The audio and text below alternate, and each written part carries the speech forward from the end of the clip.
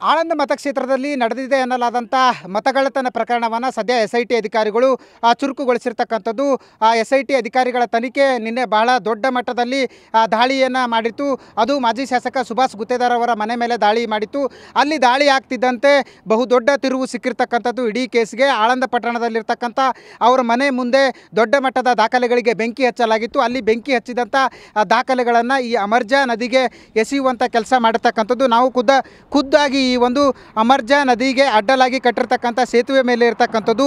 ಇಲ್ಲಿ ಆ ಮನೆ ಹತ್ತಿರ ಸುಟ್ಟಂಥ ದಾಖಲೆಗಳನ್ನು ಗೂಡ್ಸ್ ವಾಹನದಲ್ಲಿ ತಂದು ಈ ಒಂದು ನದಿಗೆ ಎಸೆಯುವಂಥ ಕೆಲಸ ಮಾಡಲಾಗಿತ್ತು. ಸದ್ಯ ಖುದ್ದು ನಾನು ಆ ದಾಖಲೆಗಳನ್ನು ತೋರಿಸ್ತಾ ಹೋಗ್ತೀನಿ.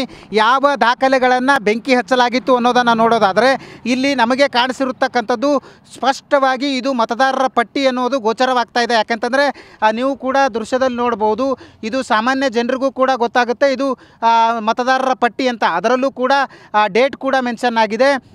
1/1/2023 ಅಂದರೆ BR ಪಾಟೀಲ್ ಅವರು ಏನು ಆರೋಪ ಮಾಡಿದರು 2023 ಎಲೆಕ್ಷನ್ನಲ್ಲಿ ಮತಗಳ್ಳತನ ಆಗಿದೆ ಅನ್ನುವಂಥ ಒಂದು ಆರೋಪ ಏನು ಮಾಡಿದರು, ಆ ಆರೋಪಕ್ಕೆ ಪುಷ್ಟಿ ನೀಡುವಂಥ ದಾಖಲೆಗಳು ಇಲ್ಲಿ ಸಿಗ್ತಾ ಇರ್ತಕ್ಕಂಥದ್ದು.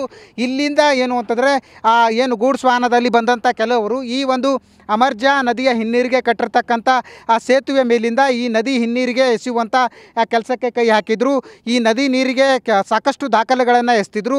ಯಾವಾಗ ಈ ವಿಷಯ SIT ಅಧಿಕಾರಿಗಳ ಗಮನಕ್ಕೆ ಬಂತು, ಯಾವಾಗ TV9 ಈ ಒಂದು ಸುದ್ದಿ ಪ್ರಸಾರ ಮಾಡ್ತೋ, ತಕ್ಷಣವೇ ಅಲರ್ಟ್ ಆದಂಥ ಅಧಿಕಾರಿಗಳು ತಡರಾತ್ರಿವರೆಗೂ ಕೂಡ ಈ ಒಂದು ಹಿನ್ನೀರಿನಲ್ಲಿ ಶೋಧ ಕಾರ್ಯವನ್ನು ಮಾಡಿರ್ತಕ್ಕಂಥದ್ದು ಮತ್ತು ಇಲ್ಲಿ ಸಿಕ್ಕಂಥ ದಾಖಲೆಗಳನ್ನು ವಶಕ್ಕೆ ಪಡಿಸಿಕೊಂಡಿರ್ತಕ್ಕಂಥದ್ದು. ಸದ್ಯ ಈ ಆ್ಯಂಗಲ್ನಲ್ಲೂ ಕೂಡ SIT ಅಧಿಕಾರಿಗಳು ತನಿಖೆ ನಡೆಸ್ತಾ ಇದ್ದಾರೆ. ಯಾಕಂತಂದರೆ ಸಾಕಷ್ಟು ಅನುಮಾನ ಮೂಡಿಸ್ತಾ ಇದೆ. ನಿನ್ನೆ ದಾಖಲೆಗಳು ಸುಟ್ಟು ಭಸ್ಮ ಆಗಿರ್ತಕ್ಕಂಥದ್ದು ಮತ್ತು ಆ ಕಡೆ ಅವರ ಮನೆ ಮೇಲೆ ದಾಳಿ ಆಗಿರ್ತಕ್ಕಂಥದ್ದು ಎರಡೂ ಕೂಡ ಸಾಮ್ಯತೆ ಬರ್ತಾ ಇರತಕ್ಕಂಥ ಹಿನ್ನೆಲೆಯಲ್ಲಿ ಸದ್ಯ ಇಡೀ ಮತಗಳ್ಳತನ ಕೇಸ್ ಸಾಕಷ್ಟು ಗಂಭೀರ ಸ್ವರೂಪ ಪಡಿತಾ ಇರತಕ್ಕಂಥದ್ದು.